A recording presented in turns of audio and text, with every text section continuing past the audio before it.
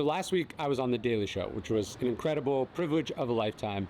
And I was talking in the green room to Michael Kosta, the host, and we were talking about a book. And I told him I would mail it to him when I got back to my bookstore here in Bastrop, Texas. As I was thinking about it, there's a couple other books that I wanted to give him. So I wanted to show you, these are the books I'm picking out for Michael Kosta of The Daily Show. Yeah.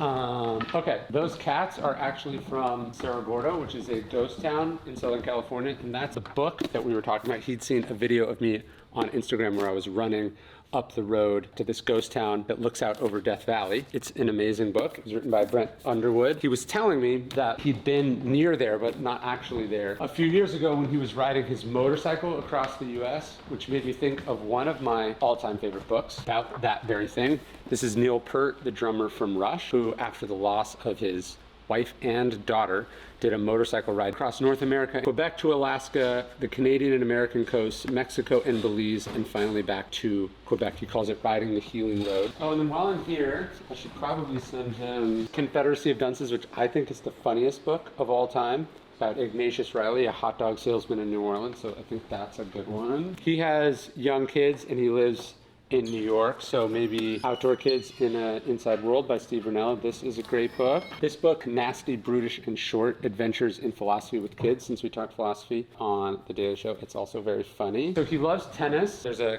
amazing clip where he's talking to this guest and he's saying, you know, like, I'm actually the 700th ranked tennis player in the world, and the guy goes, I actually didn't know that they went that high in the rankings. It's like one of my favorite clips. I watch it all the time. There's no way he hasn't read Inner Game of Tennis, which is an amazing book, but maybe he hasn't read John McPhee's Levels of the Game, which is one of the great narrative nonfiction books on tennis and sports, period. So let's do that. Here's It Can't Happen Here. Let's round it out with this cheerful book about the worst fucking case scenario.